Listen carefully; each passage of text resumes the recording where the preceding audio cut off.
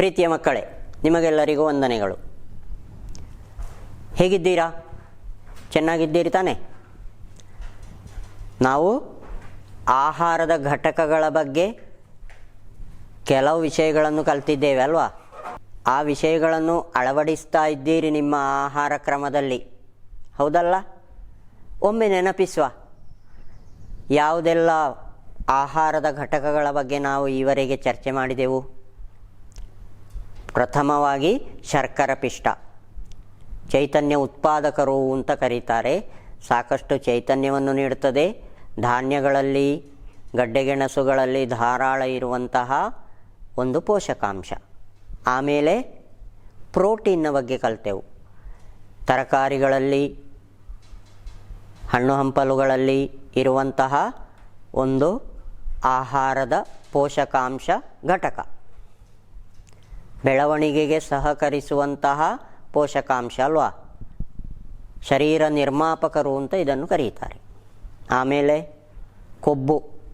ಕೊಬ್ಬು ಸಹ ಚೈತನ್ಯವನ್ನು ನೀಡುತ್ತದೆ. ವಿಟಮಿನ್ನುಗಳು ನಮ್ಮ ದೇಹಕ್ಕೆ ಸಿಗುವಂತೆ ಮಾಡಲು ಕೊಬ್ಬು ಸಹಕಾರಿ. ಯಾಕಂದರೆ ಕೆಲವು ವಿಟಮಿನ್ಗಳು ಕೊಬ್ಬಿನಲ್ಲಿ ಮಾತ್ರ ವಿಲೀನ ಹೊಂದುವ ಸಾಮರ್ಥ್ಯವಿದೆ. ಆಮೇಲೆ ವಿಟಮಿನ್ಗಳ ಬಗ್ಗೆ ಕಲಿತೆವು. ವಿಟಮಿನ್ಗಳಿಂದ ನಮಗೆ ಇರುವಂತಹ ಪ್ರಯೋಜನ, ಸೊಪ್ಪು ತರಕಾರಿಗಳಲ್ಲಿ, ಮೀನು, ಮೊಟ್ಟೆ, ಮಾಂಸದಲ್ಲಿ ವಿಟಮಿನ್ಗಳಿವೆ. ವಿಟಮಿನ್ಗಳ ಕೊರತೆಯಿಂದ ಅನೇಕ ಶಾರೀರಿಕ ಸಮಸ್ಯೆಗಳು ಉಂಟಾಗ್ತವೆ. ಅವುಗಳನ್ನು ಪೋಷಕಾಂಶಗಳ ಕೊರತೆಯ ರೋಗಗಳು ಅಂತ ಕರೀತಾರೆ. ಆ ರೋಗಗಳು ಬಾರದೇ ಇರಬೇಕಿದ್ರೆ ವಿಟಮಿನ್ಗಳು ನಮಗೆ ಸಿಗಬೇಕು, ಹೌದಲ್ಲ? ಅನಂತರ ಖನಿಜ ಲವಣಗಳ ಬಗ್ಗೆ ಕಲಿತೆವು. ಕೆಲವು ಖನಿಜ ಲವಣಗಳು ನಮ್ಮ ಎಲುಬು, ಹಲ್ಲುಗಳ ಆರೋಗ್ಯಕ್ಕೆ ಸಹಕಾರಿ. ಇನ್ನು ರಕ್ತದಲ್ಲಿರುವ ಹಿಮೋಗ್ಲೋಬಿನ್ನ ಉತ್ಪಾದನೆಗೆ ಸಹಕರಿಸ್ತದೆ. ಮಾನಸಿಕ ಬೆಳವಣಿಗೆಗೂ ಇವುಗಳು ಬೇಕು ಅಂತ ಕಲಿತೆವು. ಈವರೆಗೆ ನಾವು 5 ಪೋಷಕಾಂಶಗಳ ಬಗ್ಗೆ ವಿವರವಾಗಿ ಕಲಿತಿದ್ದೇವೆ. ಶರ್ಕರ ಪಿಷ್ಟ, ಕಾರ್ಬೋಹೈಡ್ರೇಟ್, ಪ್ರೋಟೀನ್ ಸಸಾರಜನಕ ಅಂತ ಕರೆಯಲ್ಪಡ್ತದೆ. ಆಮೇಲೆ ಕೊಬ್ಬು, ಫ್ಯಾಟ್, ಅನಂತರ ಜೀವಾತುಗಳು, ವಿಟಾಮಿನ್ಗಳು, ಆಮೇಲೆ ಖನಿಜ ಲವಣಗಳು, ಮಿನರಲ್ಸ್. ಇಷ್ಟು ಆಹಾರ ಘಟಕಗಳ ಬಗ್ಗೆ ಕಲಿತೆವು. ನಾವು ಸೇವಿಸುವ ಆಹಾರದಲ್ಲಿ ಈ 5 ಘಟಕಗಳು ಮಾತ್ರವೇ ಇರುವುದಾ, ಅಥವಾ ಬೇರೆ ಏನಾದರೂ ಇತರ ಆಹಾರ ಘಟಕಗಳು ಇವೆಯಾ? ಆಹಾರದಲ್ಲಿರುವ ಪೋಷಕಾಂಶಗಳು ಯಾವುವು ಅಂತ ನಾವು ಕಲಿತೆವು. ಇದಲ್ಲದೆ ಆಹಾರದಲ್ಲಿ ಬೇರೆ ಏನಾದರೂ ಅಂಶಗಳು ಇವೆಯಾ? ಹಾಂ, ಇವೆ. ಅದರಲ್ಲಿ ಒಂದು ಪ್ರಧಾನವಾದದ್ದು ನೀರು, ಜೀವಜಲ ಅಂತ ಕರೆಯಲ್ಪಡ್ತದೆ. ಮನುಷ್ಯನ ಉಳಿವಿಗೆ ಅತಿ ಅಗತ್ಯವಾಗಿ ಬೇಕಾದ್ದು ಜಲ, ನೀರು. ನೋಡಿ, ಈ ನೀರಿನ ಬಗ್ಗೆ ಇರುವಂತಹ ಒಂದು ಓದಿನ ಟಿಪ್ಪಣಿ ಇದೆ ಇಲ್ಲಿ. ಒಮ್ಮೆ ಓದಿ ನೋಡುವ ನೀವು.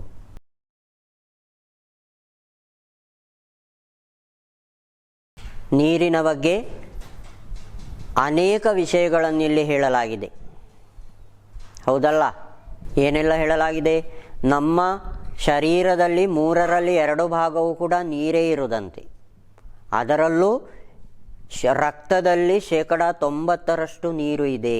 ಹಾಗಾದರೆ ಈ ನೀರಿನ ಪ್ರಾಮುಖ್ಯತೆ ಎಷ್ಟು ಅಂತ ಒಮ್ಮೆ ಆಲೋಚಿಸಿ. ಶರೀರದ 3ರಲ್ಲಿ 2 ಭಾಗವು ನೀರು ಅಂತ ಹೇಳಿದರೆ ನೀರು ಅತ್ಯಂತ ಪ್ರಧಾನವಾಗಿ ನಮಗೆ ಬೇಕಾದಂತಹ ಒಂದು ದ್ರವ ಅಂತ ಆಯಿತು. ಆಗ ತಾನೇ ಹುಟ್ಟಿದ ಮಗುವಿನ ಶರೀರದಲ್ಲಿ 90% ನೀರಿನ ಅಂಶ ಇರ್ತದಂತೆ. ಅದೇ ನಡುವಯಸ್ಸಿನ ಮಧ್ಯವಯಸ್ಕರಲ್ಲಿ 75% ನೀರಿನ ಅಂಶ ಇದೆ ಅಂತ ಸಂಶೋಧನೆಗಳು ಹೇಳ್ತವೆ. ಅದೇ ರೀತಿ ಪ್ರಾಯ ಪೂರ್ತಿಯಾದವರಲ್ಲಿ ಅಂದರೆ 75 ವರ್ಷಕ್ಕಿಂತ ಮೇಲ್ಪಟ್ಟವರಲ್ಲಿ 65% ಭಾಗ ನೀರು ಇದೆ. ಈ ನೀರು ನಮ್ಮ ಶರೀರಕ್ಕೆ ಅತ್ಯಂತ ಅಗತ್ಯವಾಗಿ ಬೇಕಾದಂತಹ ಒಂದು ಘಟಕ. ಆಹಾರದ ಜೀರ್ಣಕ್ರಿಯೆಯಲ್ಲಿಯೂ ಅದು ಸಹಕರಿಸ್ತದೆ. ರಕ್ತದಲ್ಲಿ ಕೂಡ ನೀರಿನ ಅಂಶ ಸಾಕಷ್ಟು ಇರಬೇಕಾಗ್ತದೆ. ಈ ನೀರು ಹೇಗೆ ನಮಗೆ ಸಿಗ್ತದೆ? ನಾವು ಉಪಯೋಗಿಸುವಂಥ ಹಲವು ಥರದ ಜ್ಯೂಸುಗಳು, ಹೌದಲ್ಲ, ಮೂಸಂಬಿ ಜ್ಯೂಸು, ಚಿಕ್ಕು ಜ್ಯೂಸು, ಆರೆಂಜ್ ಜ್ಯೂಸು, ಹೀಗೆಲ್ಲ ಅನೇಕ ಹಣ್ಣಿನ ರಸಗಳನ್ನು ನಾವು ಸೇವಿಸ್ತೇವೆ. ಈ ಹಣ್ಣುಗಳಲ್ಲಿ ಸಾಕಷ್ಟು ಪ್ರಮಾಣದಲ್ಲಿ ನೀರಿನ ಅಂಶ ಇದೆ. ಆ ನೀರನ್ನು ನಾವು ಉಪಯೋಗಿಸ್ತೇವೆ. ಆ ಹಣ್ಣನ್ನು ಸ್ವೀಕರಿಸುವಾಗ ನೀರಿನ ಅಂಶವು ನಮಗೆ ಸಿಗ್ತದೆ. ಇನ್ನು ಪಾನೀಯಗಳು, ಚಹಾ, ಕಾಫಿ, ಇನ್ನು ಮಜ್ಜಿಗೆ ನೀರು, ಈ ಎಲ್ಲ ದ್ರವಗಳಲ್ಲಿ ಸಾಕಷ್ಟು ನೀರಿನ ಅಂಶ ಇದೆ. ತರಕಾರಿಗಳಲ್ಲೂ ಇದೆ. ಇನ್ನು ಹಣ್ಣುಗಳಲ್ಲಿ ಮುಖ್ಯವಾಗಿ ಕಿತ್ತಳೆ, ಮೂಸಂಬಿ, ಕಲ್ಲಂಗಡಿ ಹಣ್ಣು, ಅದನ್ನು ನೀವು ಕೊಯ್ಯುವಾಗಲೇ ಗೊತ್ತಾಗ್ತದೆ, ನೀರಿನ ಅಂಶ ಸರಿಯಾಗಿ ಗಮನಿಸಲಿಕ್ಕೆ ಆಗ್ತದೆ. ಇನ್ನು ಮುಳ್ಳು ಸೌತೆ ಇವುಗಳಲ್ಲೆಲ್ಲ ಸಾಕಷ್ಟು ಪ್ರಮಾಣದ ನೀರಿನ ಅಂಶ ಇದೆ. ಉಳಿದ ಹಣ್ಣುಗಳಲ್ಲೂ ತರಕಾರಿಗಳಲ್ಲೂ ಇದೆ, ಆದರೆ ಅದರಲ್ಲಿರುವ ನೀರಿನ ಪ್ರಮಾಣ ಸ್ವಲ್ಪ ಕಡಿಮೆ. ಎಲ್ಲ ತರಕಾರಿ ಹಣ್ಣುಗಳಲ್ಲಿ ನೀರಿನ ಅಂಶ ಇದೆ. ಈ ನೀರಿನ ಅಂಶವು ನಾವು ಆ ತರಕಾರಿಗಳನ್ನು ಸ್ವೀಕರಿಸುವಾಗ ನಮಗೆ ಸಿಗ್ತದೆ, ಹೌದಲ್ಲ? ನಮ್ಮ ದೇಹದಲ್ಲಿ ನೀರಿನ ಅಂಶ ಕಡಿಮೆಯಾದರೆ ಅದರಿಂದ ಅನೇಕ ಶಾರೀರಿಕ ತೊಂದರೆಗಳು ಉಂಟಾಗ್ತವೆ. ಜೀರ್ಣಕ್ರಿಯೆಗೆ ಸಹಕರಿಸುವಂಥದ್ದು ನೀರು. ಈ ನೀರು ಕಡಿಮೆಯಾಗೋದು ಹೇಗೆ? ನಾವು ಸಾಕಷ್ಟು ಪಾನೀಯಗಳನ್ನು ಸೇವಿಸ್ತೇವೆ, ನೀರು ಕುಡಿತೇವೆ. ಆ ಕುಡಿದಂತಹ ನೀರಿನ ಸ್ವಲ್ಪ ಭಾಗ ಬೆವರಿನ ರೂಪದಲ್ಲಿ ನಷ್ಟವಾಗ್ತದೆ. ನಾವು ಕೆಲಸ ಮಾಡುವಾಗ, ಓಡಾಡುವಾಗ, ಇನ್ನು ಕಠಿಣವಾಗಿ ಕೆಲಸ ಮಾಡುವಂತಹ ಕಾರ್ಮಿಕರಿಗೆ, ಅವರಿಗೆಲ್ಲ ತುಂಬ ಬೆವರು ಹರಿಯುವುದು ನೀವು ನೋಡಿರ್ಬೋದು. ಈ ಬೆವರಿನ ಮೂಲಕವೂ ದೇಹದಿಂದ ನೀರಿನ ಅಂಶ ನಷ್ಟ ಹೊಂದುತ್ತದೆ. ಇನ್ನು ನಾವು ಮೂತ್ರ ಮಾಡ್ತೇವೆ, ಮೂತ್ರದ ಮೂಲಕವೂ ನೀರಿನ ಅಂಶ ಕಡಿಮೆಯಾಗ್ತದೆ. ಇನ್ನು ಅಸೌಖ್ಯ ಉಂಟಾಗುವಾಗ ಕೆಲವೊಮ್ಮೆ ವಾಂತಿ ಬರುವುದು, ಈ ಸಂದರ್ಭದಲ್ಲೂ ಕೂಡ ಸಾಕಷ್ಟು ನೀರಿನ ಅಂಶ ಕಡಿಮೆಯಾಗ್ತದೆ. ಇನ್ನು ವಾತಾವರಣದಲ್ಲಿ ಉಷ್ಣತೆಯ ಅಂಶ ತುಂಬ ಹೆಚ್ಚಿರುವಾಗ ದೇಹದಿಂದ ನೀರಿನ ಅಂಶ ಕಡಿಮೆಯಾಗ್ತದೆ. ಅದಕ್ಕೆ ನಿರ್ಜಲೀಕರಣವಾಗುವುದು ಅಂತ ಹೇಳ್ತಾರೆ, ಡಿಹೈಡ್ರೇಷನ್ ಅಂತ. ಇದು ತುಂಬ ಅಪಾಯಕಾರಿಯಾದಂತಹ ಒಂದು ತೊಂದರೆ. ದೇಹದಿಂದ ತುಂಬ ನೀರಿನ ಅಂಶ ನಷ್ಟವಾದರೆ ಮರಣ ಕೂಡ ಸಂಭವಿಸುವ ಸಾಧ್ಯತೆ ಇದೆ.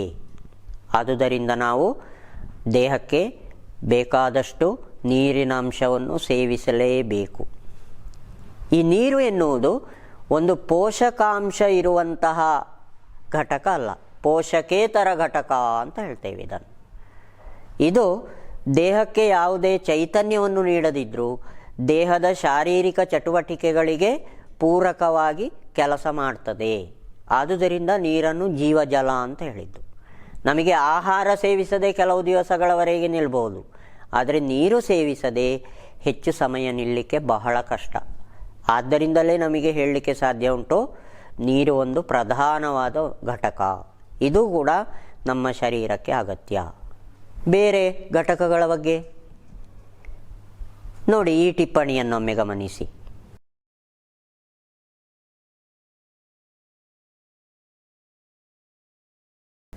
ಏನೇ ಹೇಳಲಾಗಿದೆ? ನಾರು ಅಥವಾ ಫೈಬರ್ಸ್ ಅಂತ ಹೇಳ್ತಾರೆ. ನಮ್ಮ ದೇಹಕ್ಕೆ ಅಗತ್ಯವಾದ ಪೋಷಕೇತರ ಇನ್ನೊಂದು ಘಟಕವೇ ನಾರುಗಳು ಅಥವಾ ಫೈಬರ್ಸ್. ಇವುಗಳು ಒಂದು ಕರಗದ ಶರ್ಕರ ಪಿಷ್ಟವಾಗಿವೆ ಅಂತ ಹೇಳಿದೆ. ಇವುಗಳಿಂದ ಇರುವ ಪ್ರಯೋಜನವೇನು? ಈ ನಾರುಗಳು ನಮ್ಮ ಶರೀರದಲ್ಲಿ ಆಹಾರದ ಸಾಗಾಟ, ಆಹಾರ ಬಾಯಿಯ ಮೂಲಕ ಏನಾಗ್ತದೆ, ಅನ್ನನಾಳದ ಮೂಲಕ ಇಳಿದು ಜಠರವನ್ನು ಸೇರಿ ಅಲ್ಲಿ ಆಹಾರದ ಪಚನ ಕ್ರಿಯೆ ನಡೆಯುತ್ತದೆ. ಅನಂತರ ಸಣ್ಣ ಕರುಳು ಅಂತ ಒಂದು ಭಾಗ ಉಂಟು, ಅಲ್ಲಿ ಈ ಪೋಷಕಾಂಶಗಳೆಲ್ಲ ಹೀರಲ್ಪಡ್ತವೆ. ನೋಡಿ, ಶರೀರಕ್ಕೆ ಬೇಕಾದ ಎಲ್ಲ ವಸ್ತುಗಳನ್ನು ಆಹಾರದಿಂದ ಸ್ವೀಕರಿಸಿದ ಮೇಲೆ ಅನಗತ್ಯವಾದ ವಸ್ತು ಅಂದರೆ ನಾವು ಮಲ ಅಂತ ಹೇಳ್ತೇವೆ, ಅದು ದೊಡ್ಡ ಕರುಳಿನ ಮೂಲಕ ಹೋಗಿ ದೇಹದಿಂದ ಹೊರಹಾಕಲ್ಪಡ್ತದೆ, ವಿಸರ್ಜಿಸಲ್ಪಡ್ತದೆ. ಈ ದೊಡ್ಡ ಕರುಳಿನಲ್ಲಿ ಈ ಬೇಡದ ಆಹಾರದ ಭಾಗವು ಚಲಿಸಬೇಕಿದ್ರೆ ಆ ಚಲನೆಗೆ ಸಹಕರಿಸುವ ಒಂದು ಪ್ರಧಾನ ಘಟಕವಾಗಿದೆ ನಾರುಗಳು.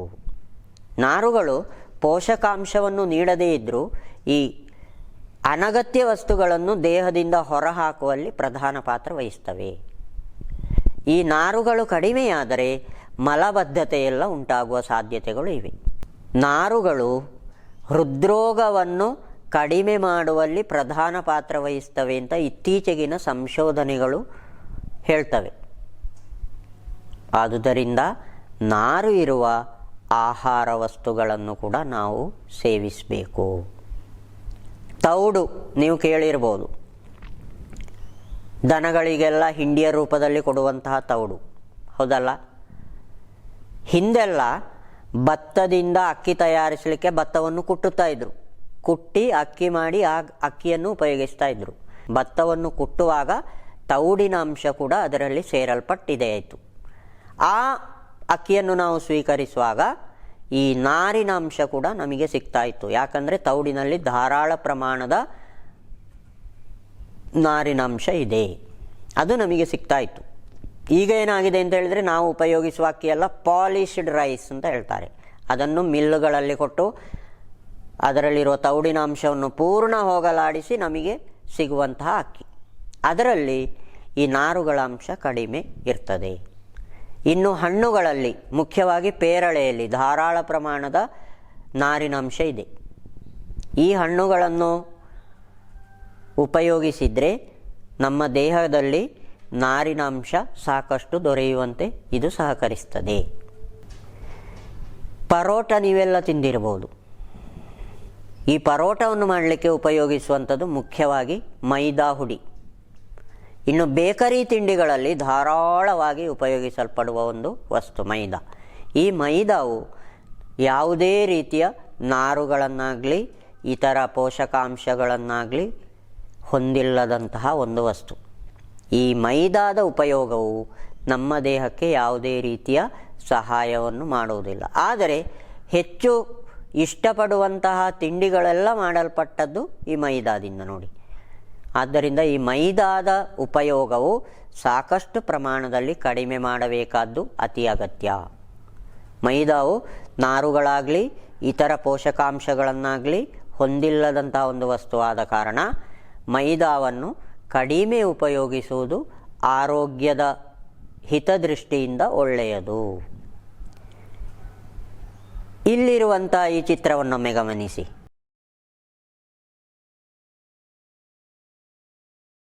ಇಬ್ಬರು ಅವರು ಸೇವಿಸಿದ ಆಹಾರದ ಬಗ್ಗೆ ಹೇಳಿದ ಮಾತುಗಳನ್ನೊಮ್ಮೆ ಗಮನಿಸಿ. ಒಬ್ಬರು ಏನು ಹೇಳ್ತಾ ಇದ್ದಾರೆ? ನಾನು ರುಚಿಕರವಾದ ಆಹಾರ ವಸ್ತುಗಳನ್ನು ಮಾತ್ರವೇ ಸ್ವೀಕರಿಸುವುದು ಅಂತ. ಇನ್ನೊಬ್ಬರು ಏನು ಹೇಳ್ತಾರೆ? ನನಗೆ ಇಷ್ಟವಾದ ಆಹಾರವನ್ನು ಮಾತ್ರ ಸೇವಿಸುವುದು. ಯಾರು ಹೇಳಿದ್ದು ಸರಿ? ನಮಗೆ ಆಲೋಚಿಸುವಾಗ ಏನು ತಿಳಿದು ಬರ್ತದೆ?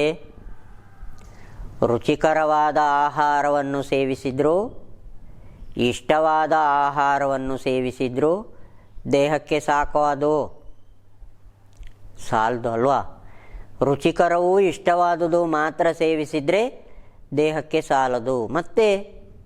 ಮತ್ತೆ ಯಾವ ರೀತಿಯ ಆಹಾರವನ್ನು ಸೇವಿಸಬೇಕು? ನೋಡಿ ನಿಮ್ಮ ಹಾಗೆ ಇರುವ ಒಂದು ಮಗು ಹೇಳುವಂಥದ್ದು.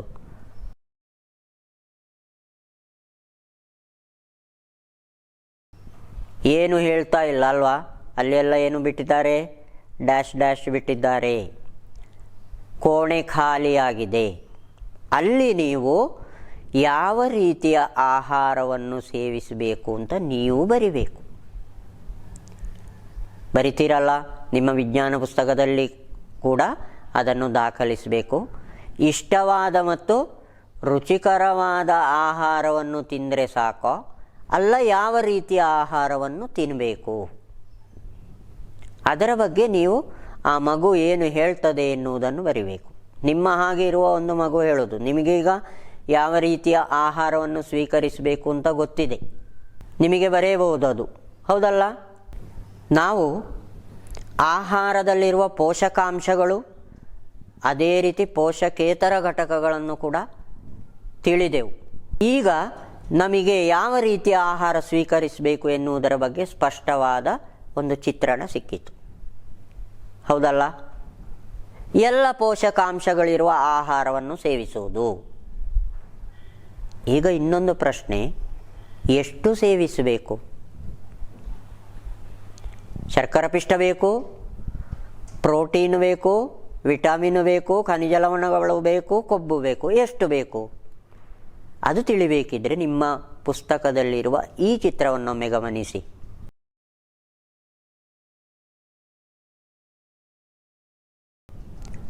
ನೋಡಿ, ಒಂದು ತ್ರಿಕೋನದಲ್ಲಿ ಆಹಾರ ವಸ್ತುಗಳನ್ನು ಘಟ್ಟಘಟ್ಟವಾಗಿ ಗುರುತಿಸಲಾಗಿದೆ, ಹೌದಲ್ಲ?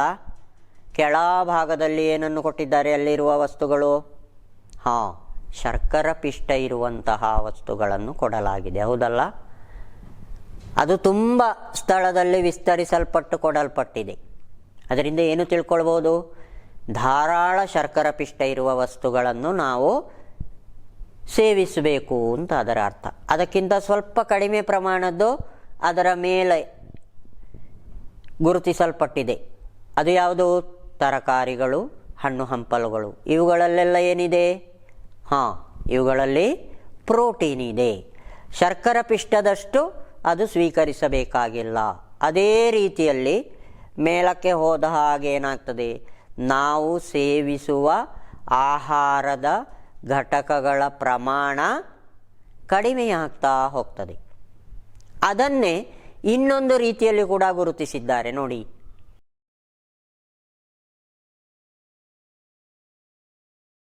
ಅಲ್ಲಿ ಯಾವ ಆಹಾರವನ್ನು ಸ್ವೀಕರಿಸಬೇಕು ಅಂತ ಸ್ಪಷ್ಟವಾಗಿ ಹೇಳಲಾಗಿದೆ. ಆ ಚಿತ್ರವನ್ನು ನೀವು ಸ್ವಲ್ಪ ಗಮನಿಸಿದರೆ ಎಷ್ಟು ಅಂತ ಒಂದು ನಿಮಗೆ ಅಂದಾಜು ಸಿಗಲಿಕ್ಕೆ ಅದು ಸಹಕರಿಸ್ತದೆ. ನೋಡಿ, ಒಂದು ವೃತ್ತದ ಅರ್ಧ ಭಾಗದಷ್ಟು ಏನನ್ನು ಸೂಚಿಸಿದ್ದಾರೆ ಅಲ್ಲಿ? ಗೆಡ್ಡೆ ಗೆಣಸುಗಳು, ಧಾನ್ಯಗಳು ಮೊದಲಾದ ವಸ್ತುಗಳನ್ನು ಸ್ವೀಕರಿಸಬೇಕು ಅಂತ. ಅಂದರೆ ಅದರ ಅರ್ಥ ಏನು? ಶರ್ಕರ ಪಿಷ್ಟದ ಪ್ರಮಾಣ ಹೆಚ್ಚು ನಮ್ಮ ಶರೀರಕ್ಕೆ ಅಗತ್ಯ ಅಂತ ಅದರ ಅರ್ಥ. ಅದಕ್ಕಿಂತ ಸ್ವಲ್ಪ ಕಡಿಮೆ ಪ್ರಮಾಣದಲ್ಲಿ ಇನ್ನು ಅರ್ಧ ಭಾಗವನ್ನು ಪುನಃ ತುಂಡರಿಸಿ ಹಂಚಲಾಗಿದೆ. ಪ್ರೋಟೀನ್ ಸ್ವಲ್ಪ ಹೆಚ್ಚು ಭಾಗವನ್ನು ಕೊಡಲಾಗಿದೆ. ಇನ್ನು ವಿಟಮಿನ್ನನ್ನು ಅದಕ್ಕಿಂತಲೂ ಸ್ವಲ್ಪ ಕಡಿಮೆ ಕೊಡಲಾಗಿದೆ. ಇನ್ನು ಎಣ್ಣೆ, ತುಪ್ಪ, ಕೊಬ್ಬಿನ ಅಂಶವು ಸಾಕಷ್ಟು ಕಡಿಮೆ ಪ್ರಮಾಣದಲ್ಲಿ ನಮ್ಮ ಶರೀರಕ್ಕೆ ಸಿಗಬೇಕು ಅಂತ ಸೂಚಿಸಲ್ಪಟ್ಟಿದೆ. ಈಗ ನಮಗೆ ಪೋಷಕಾಂಶಗಳು ಅವುಗಳು ಎಷ್ಟು ಪ್ರಮಾಣದಲ್ಲಿ ನಮ್ಮ ದೇಹಕ್ಕೆ ಸಿಗಬೇಕು ಎನ್ನುವಂತಹ ಒಂದು ಸ್ಪಷ್ಟವಾದ ಚಿತ್ರಣ ಸಿಕ್ಕಿತು. ಇನ್ನು ನಮಗೆ ಹೇಳಲಿಕ್ಕೆ ಸಾಧ್ಯ ಉಂಟು, ಏನು? ಯಾವ ಆಹಾರವನ್ನು ಸ್ವೀಕರಿಸಬೇಕು, ಎಷ್ಟು ಸ್ವೀಕರಿಸಬೇಕು ಎನ್ನುವುದು. ಈಗ ನಮಗೆ ಹೇಳಲಿಕ್ಕೆ ಸಾಧ್ಯತೆ ಉಂಟು. ಉತ್ತಮವಾದ ಆಹಾರ ಕ್ರಮ ಅಂದರೆ ಯಾವುದು? ಅದಕ್ಕೆ ಸಮತೂಕದ ಆಹಾರ ಅಂತ ಹೇಳ್ತಾರೆ. ಏನು ಸಮತೂಕದ ಆಹಾರ ಅಂದರೆ?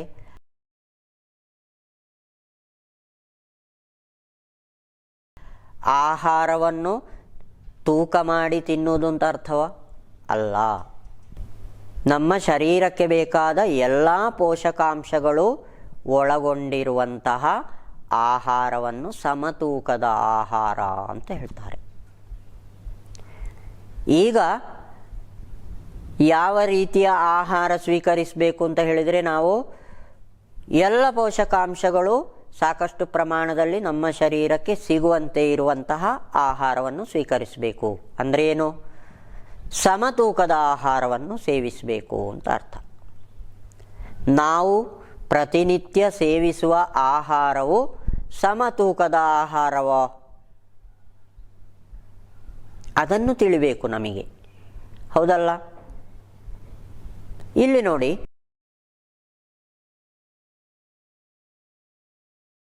ಒಂದು ಪಟ್ಟಿಯನ್ನು ಕೊಡಲಾಗಿದೆ. ಇದೊಂದು ಆಹಾರ ಚಾರ್ಟ್.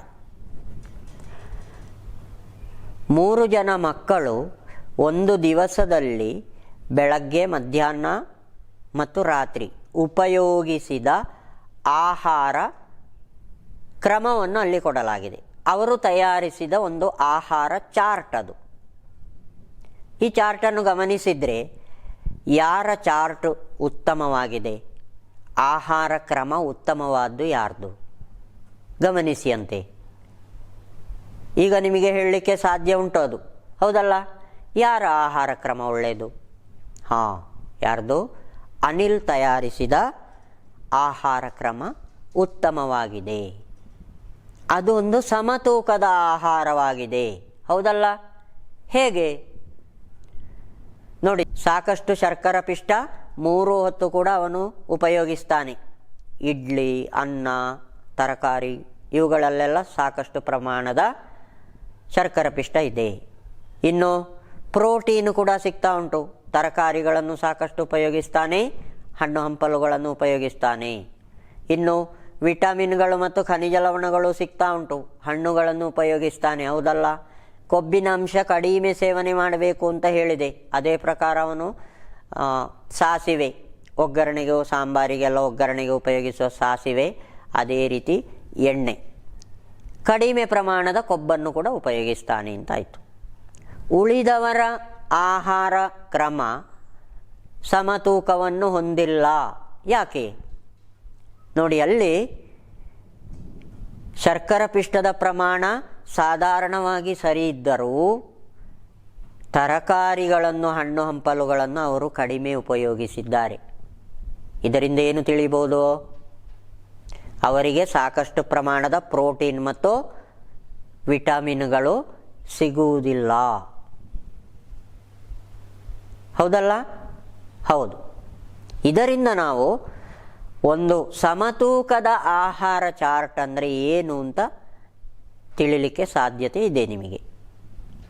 ಇದರಿಂದ ನಾವು ಸಮತೂಕದ ಆಹಾರ ಚಾರ್ಟ್ ಹೇಗೆ ತಯಾರಿಸ್ಬೋದು ಅಂತ ತಿಳಿಯಿತು. ಇನ್ನು ನಿಮಗಿರುವಂತಹ ಕೆಲಸ ಏನು? ನಿಮಗಾಗಿ ನೀವೇ ಸ್ವತಃ ಒಂದು ಆಹಾರ ಚಾರ್ಟನ್ನು ತಯಾರಿಸಬೇಕು. ಇದು ಕೇವಲ ಪುಸ್ತಕದಲ್ಲಿ ತಯಾರಿಸಬೇಕಾದ ಚಾರ್ಟ್ ಮಾತ್ರ ಅಲ್ಲ, ಈ ಚಾರ್ಟ್ ನಿಮ್ಮ ಅಡುಗೆ ಕೋಣೆಗಳಿಗೂ ತಲುಪಬೇಕು. ಅಡುಗೆ ಕೋಣೆಗೆ ತಲುಪಬೇಕಿದ್ರೆ ಯಾರು ಬೇಕು ಅಲ್ಲಿ? ಈ ಚಾರ್ಟ್ ತಯಾರಿಸುವಾಗ ನಿಮ್ಮೊಂದಿಗೆ ನಿಮ್ಮ ಹೆತ್ತವರು ಕೂಡ ಇದರಲ್ಲಿ ಸಕ್ರಿಯವಾಗಿ ಭಾಗವಹಿಸಬೇಕು. ನಿಮಗೆ ಈಗಾಗಲೇ ಎಲ್ಲ ಪೋಷಕಾಂಶಗಳು ಸಿಗಬೇಕು ಅಂತ ಗೊತ್ತಾಯಿತು. ಅದಕ್ಕೆ ಅನುಗುಣವಾದ ಆಹಾರ ಚಾರ್ಟ್ ಹೇಗೆ ನಿರ್ಮಿಸಬೇಕು ಅಂತಲೂ ತಿಳಿಯಿತು. ನೋಡಿ, ಈ ಚಾರ್ಟ್ ತಯಾರಿಸಲಿಕ್ಕೆ ಅನುಕೂಲಕರವಾದಂತಹ 2 ಪಟ್ಟಿಗಳನ್ನು ನಿಮ್ಮ ಪುಸ್ತಕದಲ್ಲಿ ಕೊಡಲಾಗಿದೆ.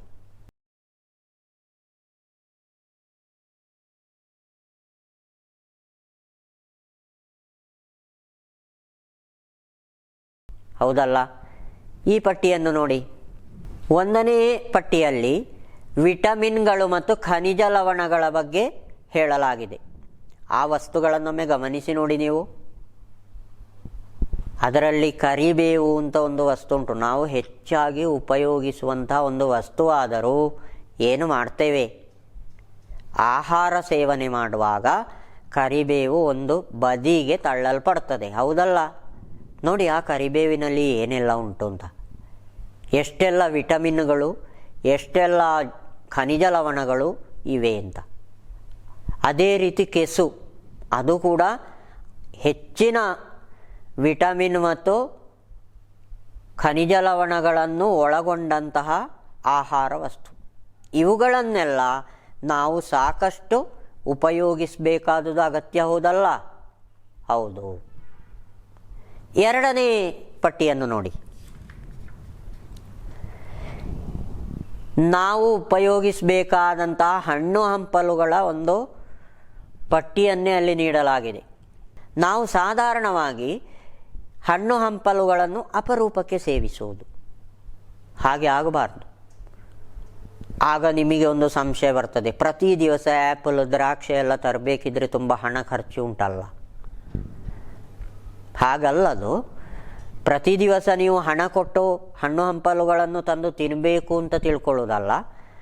ನಮ್ಮ ಸುತ್ತಮುತ್ತಲು ಆಯಾ ಸಂದರ್ಭದಲ್ಲಿ ಸಿಗುವಂಥ ಹಣ್ಣುಗಳನ್ನು ನಾವು ಸಾಕಷ್ಟು ಸೇವಿಸಬೇಕು ಅಂತ ಅದರ ಅರ್ಥ. ನಿಮ್ಮ ಈ ಪಟ್ಟಿಯಲ್ಲಿ ಕೊಟ್ಟಂತಹ ಹಲಸಿನ ಹಣ್ಣನ್ನೊಮ್ಮೆ ನೋಡಿ ಅಂತೆ, ಎಷ್ಟೆಲ್ಲ ಪೋಷಕಾಂಶಗಳ ಉಗ್ರಾಣ ನೋಡಿ ಅದು, ಹೌದಲ್ಲ? ನಮ್ಮಲ್ಲಿ ಸಾಧಾರಣವಾಗಿ ಏನು ಮಾಡ್ತೇವೆ, ನಾವು ಹಲಸಿನ ಹಣ್ಣನ್ನು ಅಷ್ಟು ಇಷ್ಟಪಟ್ಟು ನಾವು ಸ್ವೀಕರಿಸುವವರು ಕಡಿಮೆ. ದ್ರಾಕ್ಷಿಯನ್ನೊಮ್ಮೆ ಗಮನಿಸಿ. ದ್ರಾಕ್ಷಿ ಮತ್ತು ಹಲಸಿನ ಹಣ್ಣನ್ನು ನಿಮಗೆ ಹೋಲಿಸುವಾಗ ಸ್ಪಷ್ಟವಾಗಿ ತಿಳಿಲಿಕ್ಕೆ ಸಾಧ್ಯತೆ ಉಂಟು ಯಾವುದು ಒಳ್ಳೆಯದು ಅಂತ, ಹೌದಲ್ಲ? ನಮ್ಮ ಸುತ್ತಮುತ್ತಲೂ ಇರುವಂತಹ ಸಾಕಷ್ಟು ಪೋಷಕಾಂಶಗಳುಳ್ಳ ಹಣ್ಣುಗಳನ್ನು ಯಾವತ್ತೂ ನಾವು ದೂರ ಮಾಡುವುದು ಸರಿಯಲ್ಲ. ಹಣ ಕೊಟ್ಟು ಕಡಿಮೆ ಪೋಷಕಾಂಶಗಳುಳ್ಳ ಹಣ್ಣನ್ನು ಸ್ವೀಕರಿಸುವುದಕ್ಕಿಂತಲೂ ನಮ್ಮ ಸುತ್ತಮುತ್ತಲೂ ಇರುವಂತಹ ಸಾಕಷ್ಟು ಪೋಷಕಾಂಶಗಳಿಂದ ಕೂಡಿದ ಹಣ್ಣುಗಳನ್ನು ತಿನ್ನುವುದಲ್ವೋ ಒಳ್ಳೆಯದು. ಇನ್ನು ಮುಂದೆ ನಮ್ಮ ಆಹಾರ ಕ್ರಮದಲ್ಲಿ ಇದೆಲ್ಲ ಒಳಗೊಳ್ಳಬೇಕು, ಹೌದಲ್ಲ? ಇನ್ನು ನಮಗೆ ಒಂದು ಆಹಾರ ಚಾರ್ಟನ್ನು ಸ್ವತಃ ನಿರ್ಮಿಸಲಿಕ್ಕಿರುವ ಎಲ್ಲ ವಿಷಯಗಳು ತಿಳಿಯಿತು. ಈ ಅಡುಗೆ ಟಿಪ್ಪಣಿಯನ್ನೊಮ್ಮೆ ನೋಡಿ.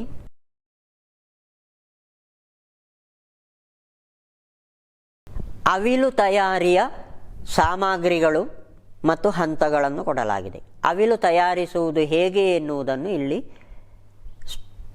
ತಿಳಿಸಲಾಗಿದೆ.